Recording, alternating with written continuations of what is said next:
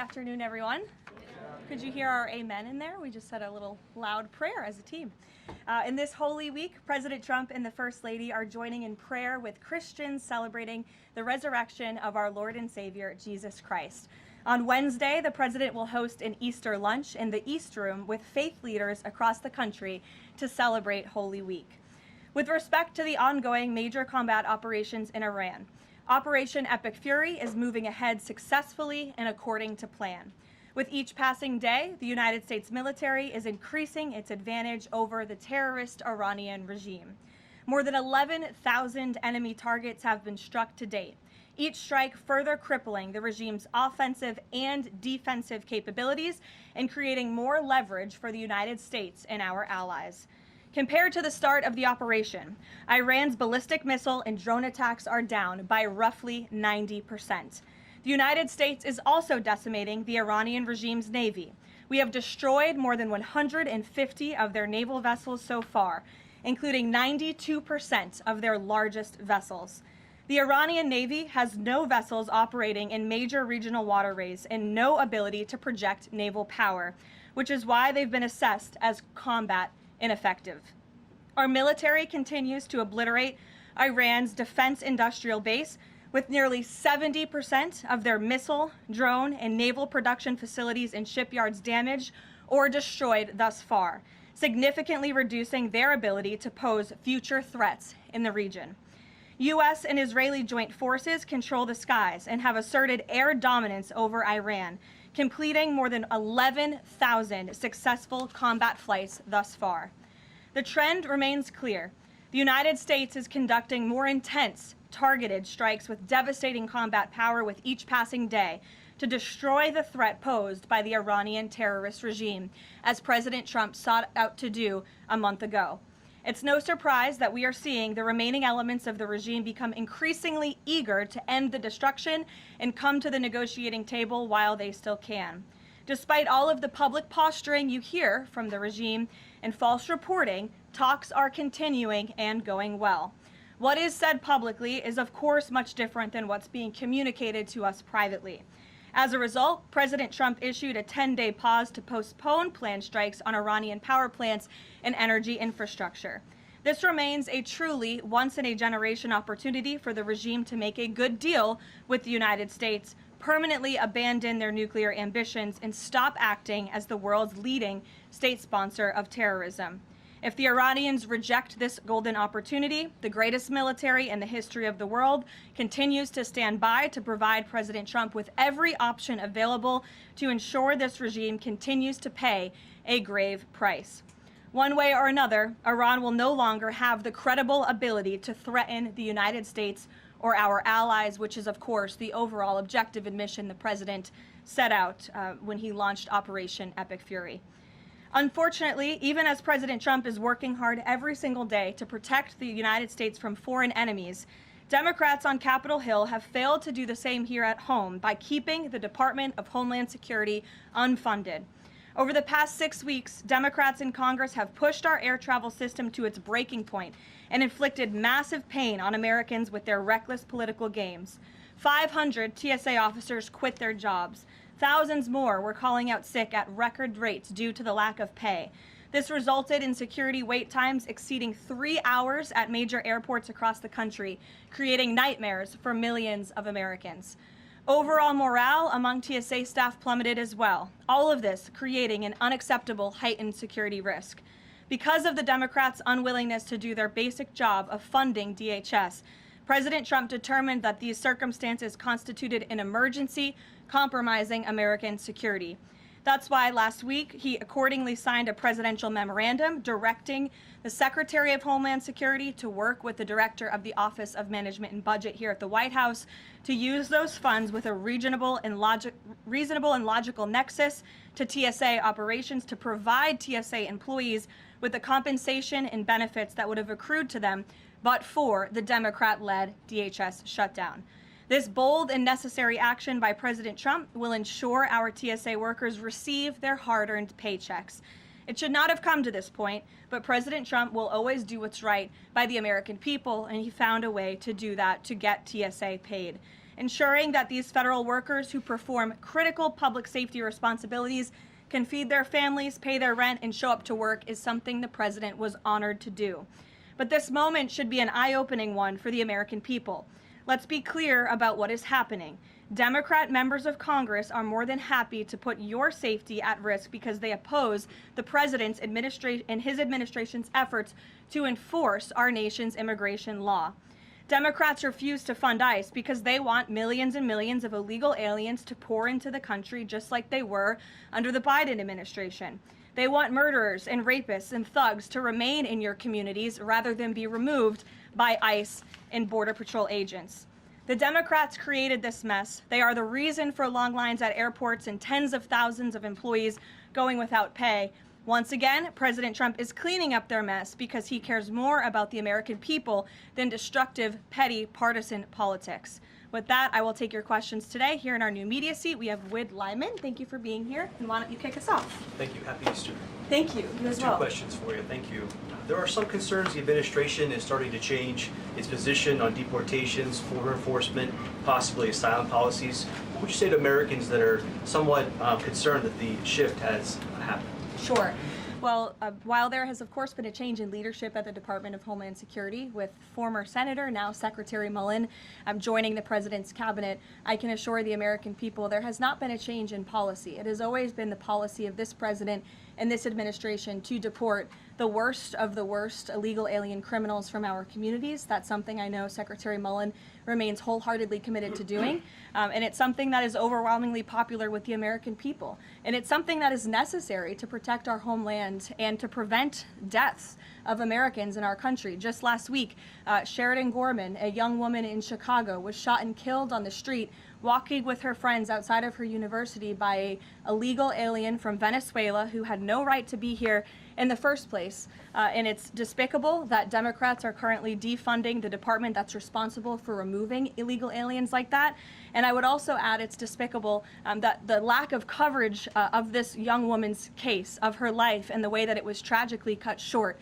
I saw a survey over the weekend that I'd like to bring to all of your attention. This is the media coverage of the case of Sheridan Gorman. You have ABC News has spent 1 minute and 19 seconds between 2 days when this case was first alerted. You have CBS 2 minutes and 1 second. You have NBC 23 seconds spent on the life of a young, beautiful American woman whose life was taken short by an illegal alien who should have never been here in the first place when we are in the middle of a battle on Capitol Hill with a major political party, the Democrat Party, who wants to defund the agency that is responsible for protecting Americans. I think her life was worth more than 23 seconds on cable television, and I think the people in this room have a responsibility to report on cases like this because it just exemplifies why the president believes so strongly in deporting illegal aliens from our communities. And thank you for the question. Dasha, go ahead. Caroline, I have 2 questions, one on Iran and one on DHS funding. On Iran, the president has said that the administration is talking to a new and more reasonable regime.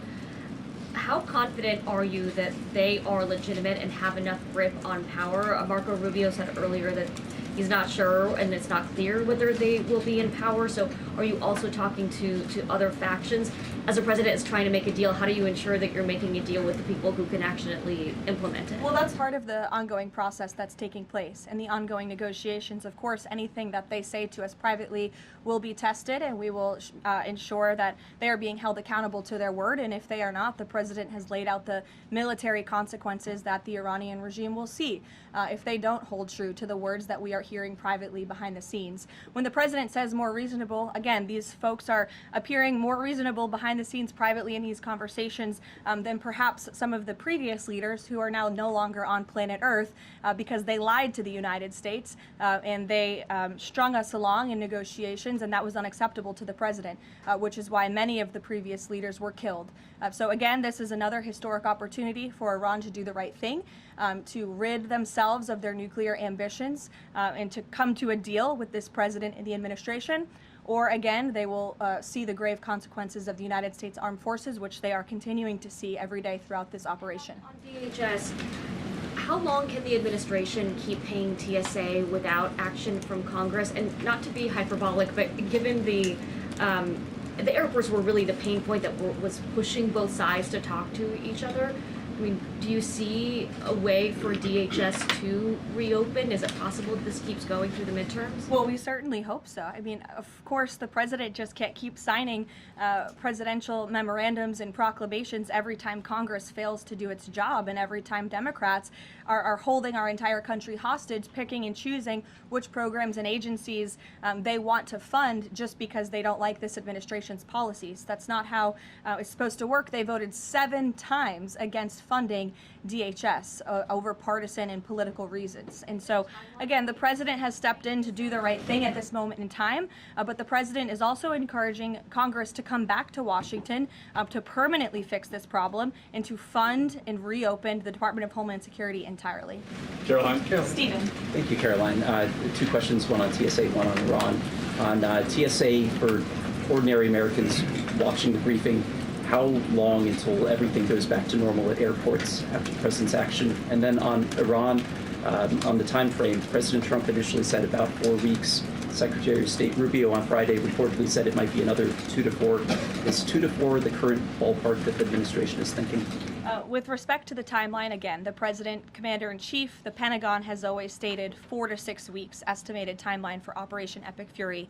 We're on day 30 today, so again, you do the math on how much longer the Pentagon needs to fully achieve the objectives of Operation Epic Fury, which I will reiterate: destroy the Iranian Navy, destroy their ballistic missiles, dismantle their missile and drone production infrastructure, significantly weaken their proxies throughout the course of this operation, and then, of course, preventing Iran from ever obtaining a nuclear weapon.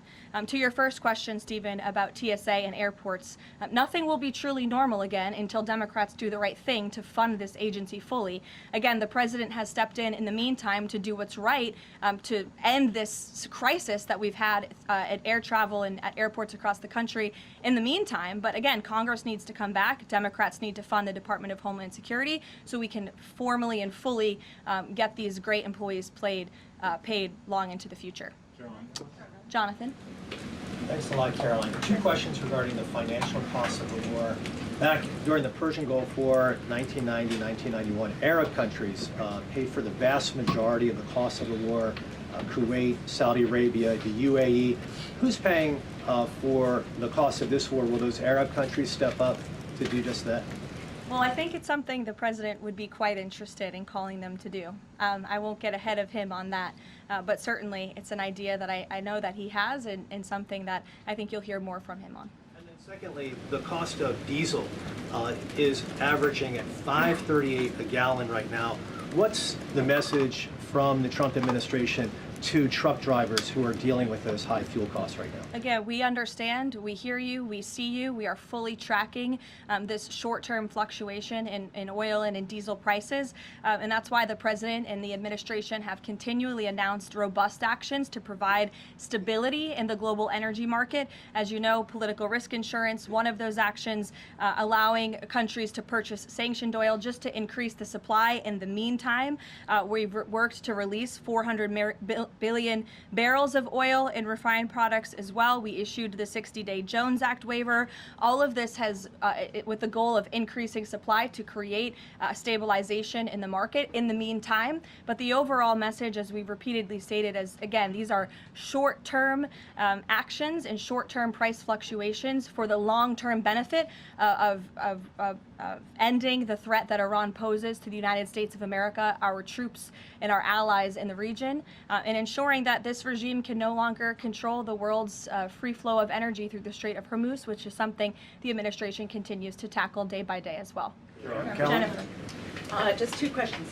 Which Jennifer? I'll go to both of you. Go ahead. So 2 questions. One on China and one on Iran. On China, ahead of the president's trip to Beijing, will there be a working level meeting with Secretary Bessent, Jameson Greer, et cetera, and when will that be? I do expect cabinet officials to travel to China ahead of time. I don't have a readout on their schedules for you, but this is something we typically do with international travel, as you know. So I'll talk to the Treasury Department and the cabinet myself, and we'll get you that answer. But we do expect them to move ahead of time. Okay, and thank you. And on Iran, if Iran is kind of cherry picking what tankers get to go through the strait now and contemplating big tolls on those tankers. Is that consistent, or how is that consistent really with the president's message about really wanting the strait to be fully open? Does the administration support a regime or system where Iran is effectively charging tolls on these vessels to access? That's not something we support, and I would reject that they are cherry picking. In fact, as you know, these tankers that are moving through, the 10 that were previously announced, and now the new 20, the announcement of 20 additional tankers, which we expect to see over the coming days, are a result of the direct and indirect talks that are taking place between the United States and Iran. So you wouldn't have seen those tankers if not for the president's diplomacy and his team engaging on this matter, which we expect that compliance moving forward. And it's, again, something that we're working on very closely.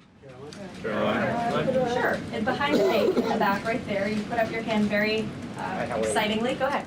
Hannah from News Nation. Thank you. Thanks for taking my question. I have two for you real quick. There are reports that Republicans are weighing cuts to health care in order to make way for that $200 billion for the Pentagon and Operation Epic Fury. Is that a trade-off that President Trump supports? I've seen these reports. I haven't spoken to the president about it, nor have I heard this being discussed in any high-level meetings here at the White House. I don't want to weigh in definitively because I just haven't heard that being discussed here in the West Wing. And then secondly, I know President Trump says we're ahead of schedule in achieving his military objectives in Iran. He laid out that 4 to 6 week timetable for this conflict, and we're now within week 5. So how do you square kind of those two?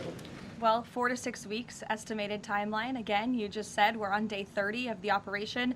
I just provided you with some of the updates from the Pentagon directly in achieving the objectives, and the military has been enormously successful. I think we should all be very proud of our armed forces for what they have done over the past 30 days. The mission will continue until the objectives are achieved, and that 4 to 6 week timeline does remain right now. I don't have any updates for you on that. Yeah, like others, one on TSA, one on Iran. On Iran, I know it's tough to engage in hypotheticals, but I feel like this is one that you could engage in. If the president does Probably seek... not, but We'll let's see. see. If the president does seek, or the United States seeks a ground war, does he intend to get congressional authorization of that march? Look, the president has been asked about boots on the ground or alleged ground operations various times. He's obviously declined to rule them out. It's the Pentagon's job to provide maximum optionality to the president. It does not mean he's made a decision, nor would he ever notify the media of such decision as not to tip off our enemy. With respect to abiding by Congress and the rule of law, that's something the administration will, of course, always do, and it's something that we have great respect for Congress. The president does with military operations. In fact, prior to the launch of Operation Epic Fury, as you know, the administration gave a courtesy notice to Congress in the Gang of Eight, and top-level administration officials and cabinet secretaries have gone to Congress multiple times over the past 30 days to provide those courtesy briefings to Congress when requested. TSA quickly, I've been asked by multiple Trump supporters that have said, given the fact that the president on that Friday gave that memorandum informing DHS to pay TSA workers, I know there's a lot of negotiations involved in a shutdown of this size. Why did the president not sooner issue that payment to TSA workers? Well, it's because of the Democrats voting 7 times against reopening the Department of Homeland Security that we came to a place of an existential crisis. I mean, you saw the lines at various major airports across the country, American travelers really paying the price for Democrats' partisan games. And so the president worked with his legal team here at the White House and the Office of Management and Budget to find a solution to take care of the emergency that we were seeing in air travel across the country. And it's because of the president that TSA agents are being paid. But again, he's calling on Congress to do the right thing, to come back to Washington, and to fund and reopen the Department of Homeland Security fully. Sure. Hi, Lindsay Ellis from the Wall Street Journal. I'm trying to square the 4 objectives laid out by the administration with the goal of reopening fully the Strait of Hormuz. Would President Trump declare victory and wind down military operations if the 4 objectives are met, but still passage remains quite slow through the strait? Look, as I've said repeatedly and as the president has laid out, the objectives of Operation Epic Fury are as follows: destroying the Iranian Navy, destroying their ballistic missiles, dismantling their defense industrial infrastructure that produces those weapons that have long threatened the United States and our allies, and then, of course, preventing Iran from ever obtaining a nuclear weapon. The full reopening of the strait is something the administration is working towards, but the core objectives of the operation have been clearly defined for the American people by the Commander-in-Chief. Garrett. The president posted this morning about his threat that on leaving Iran, he said we might be blowing up and completely obliterating all of their electric generating plants, oil wells, Harg Island, and possibly all desalinization plants. Under international law, striking civilian infrastructure like that is generally prohibited. Why is the president threatening what would amount to potentially a war crime with the U.S. military? And how do you square that with the administration repeatedly saying that the U.S. does not target civilians? Look, the president has made it quite clear to the Iranian regime at this moment in time, as evidenced by the statement that you just read, that their best move is to make a deal, or else the United States Armed Forces has capabilities beyond their wildest imagination, and the president is not afraid to use them. That's not what I said, Garrett. And you're saying the word potential for a reason, because I'm sure some experts are telling you that in your ear to try to ask me that question. Of course, this administration and the United States Armed Forces will always act within the confines of the law. But with respect to achieving the full objectives of Operation Epic Fury, President Trump is going to move forward unabated, and he expects the Iranian regime to make a deal with the administration. To that end, which of Haley, those objectives would destroying a desalinization plant most help? Haley, go ahead. Thanks, Caroline. I want to follow up on Iran. When you're describing that the Iranians you're in contact with are being more reasonable this time around in discussions, what specifically are you hearing that is leading you to that conclusion, and how are you defining what's reasonable versus unreasonable in that regard? I'm not going to detail the private and sensitive conversations that are taking place between the United States and Iran right now. But generally speaking. Generally speaking, the president gave you the answer. What we're hearing from them is more reasonable. They have agreed to some of the points the United States laid out, as the president said last night aboard Air Force One. But again, as for the specifics, as these negotiations are ongoing, we're not going to broadcast them to the world unless the president chooses to do so, which he has the full right to do as the leader of the free world. On Cuba, the president threatened to tariff any country that would send oil to Cuba, but now the U.S. is letting this Russian tanker to Cuba. Is this a policy change, or is he willing to let more tankers into Cuba now? This is not a policy change. There has not been a formal change in sanction policy. As the president said last night, we allowed this ship to reach Cuba in order to provide humanitarian needs to the Cuban people. These decisions are being made on a case-by-case basis. And as the administration has said, Cuba's non-functional economy cannot be fixed unless they undergo dramatic political and leadership change. But there has been no formal change with respect to sanction policy. So you could expect more tankers to go to Cuba? Again, these decisions are being made on a case-by-case basis right now. Thanks, Caroline. You addressed this a little bit in the opening, but just to follow up, because Americans are sort of seeing these conflicting messages between the United States and Iran. I know the president insists that negotiations are underway. As you just mentioned, he's also said that Iran has agreed to most of the 15 points. We just heard from Iran again. They're saying no negotiations are taking place. They're calling the proposal excessive, unrealistic. So how do you square that?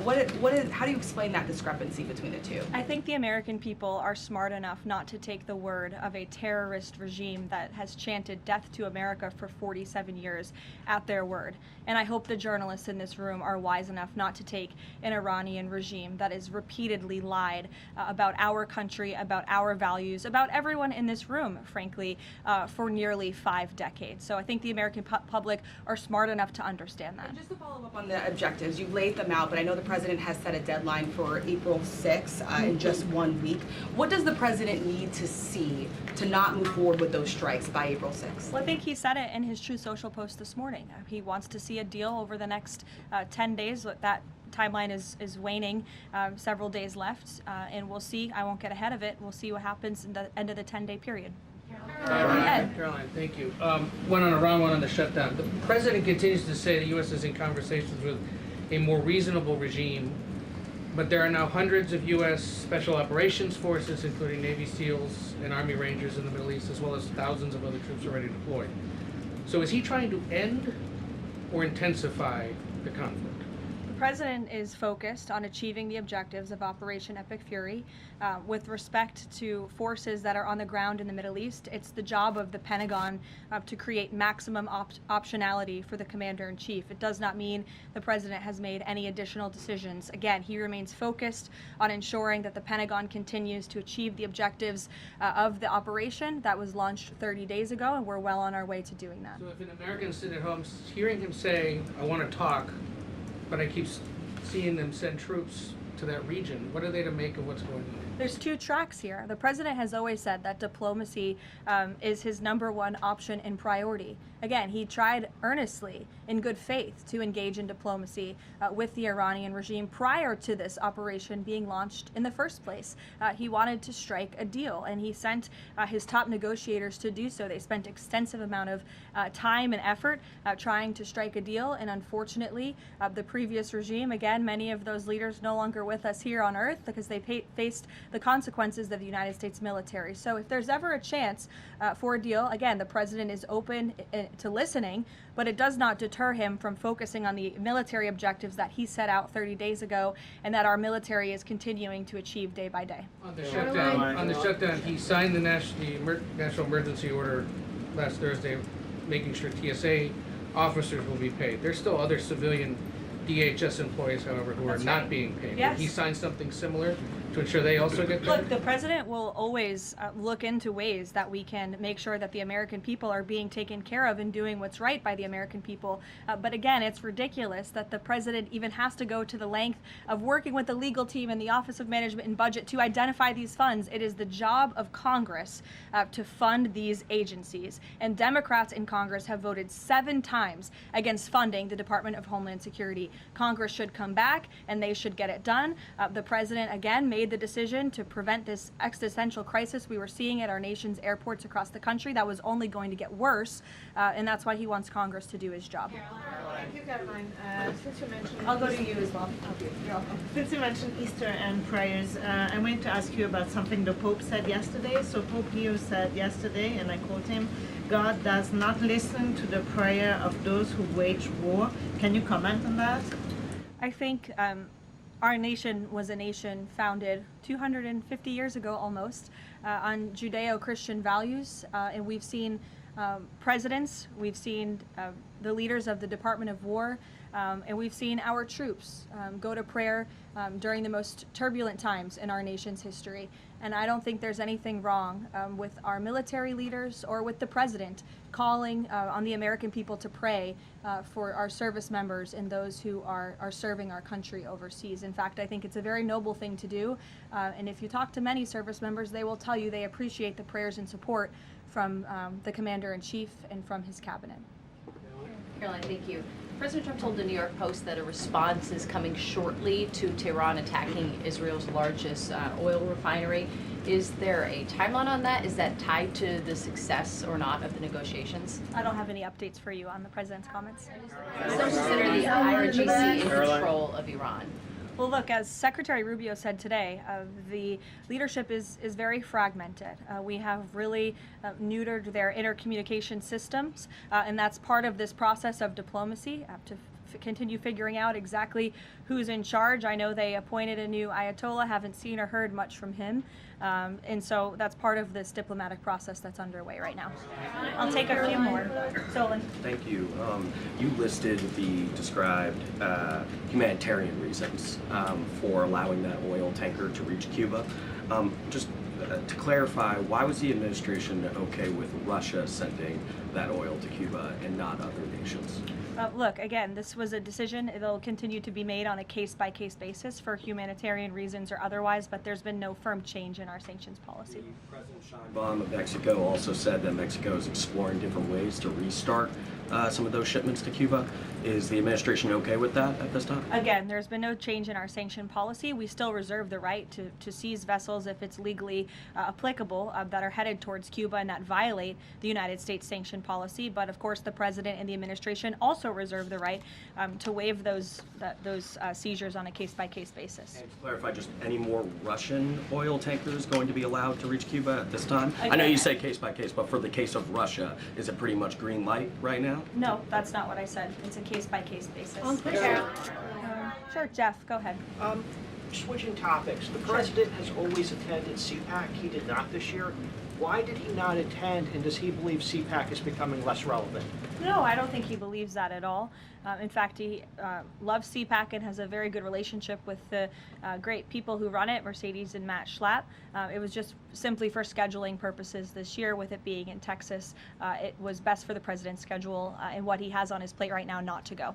Carolina. Michael. Thank you, Caroline. If and when Michael. a deal is finalized with Iran, how does the U.S. provide protection to who it's negotiating with to ensure that they can carry out the president's peace plan? Again, that's something I'm sure our national security team is discussing. I don't have anything for you on that today. The ballroom. Can you tell us more about this massive military complex underneath the president's new ballroom? I cannot tell you more about that, actually, as a matter of fact. However, the military is making some upgrades to their facilities here at the White House, and I'm not privy to provide any more details on that at this time. Caroline, go ahead. Reagan. Thanks, Caroline. Question on the Middle East and then a question on Antifa. Netanyahu said Sunday that Cardinal Pizzaballa will be able to hold services for Palm Sunday in the Church of Holy Sepulchre after he was initially blocked by Israeli police. Did anyone from the administration or the president call over to Israeli officials to assist the cardinal in this? Yes, I did speak with Secretary Rubio this morning, and we did express our concerns with Israel with respect to these holy sites being shut down. We want worshipers to be able to access these holy sites. Of course, safety is a top priority, but we understand Israel is working on those security measures to reopen the sites throughout Holy Week, and that's something that we're appreciative of. Antifa. Sure. In Texas, 9 people have been convicted by a federal jury on domestic terrorist charges connected to Antifa. The White House has previously indicated that you guys are investigating Antifa, who's funding them, who's leading them. Can you provide an update on how that investigation is going, and do you think we're going to see more charges against people connected to Antifa? Well, I do know that there was an entire task force that was set up, an interagency task force to focus on the threat of Antifa, which, as you know, Reagan, this president declared a domestic terrorist organization rightfully, and we will continue to look into it. I don't have any updates on those specific investigations, but I'd be happy to have my team get those over to you today, as this continues to be of the utmost importance to the president and his domestic policy agenda. Caroline, JJ. On one question on landmines, there's been some reporting that American-made landmines have been spotted on the ground in Iran. Did President Trump sign off on using U.S.-made landmines in Iran? I don't have any comment on that report today. Caroline, whether they're being used at all? I don't have any comment on that. Karen. Two on DHS. You said that the president is encouraging Congress to come back to D.C. You also Yes. said yourself. How has he done that? Has he told leadership that they should cancel recess and come back? He said it repeatedly. I think you recall, he said that he'll host a big Easter dinner here at the White House if Congress will come back and fight the Democrats on this issue, which we should do, because again, the Democrat Party is in the wrong here. They have voted 7 times against funding the Department of Homeland Security, which is completely egregious with everything we have going on in the world. And these brave men and women who serve DHS deserve to get their paychecks. The president wants to see that happen, and he wants Congress to come back to get it done. On the paychecks, Caroline.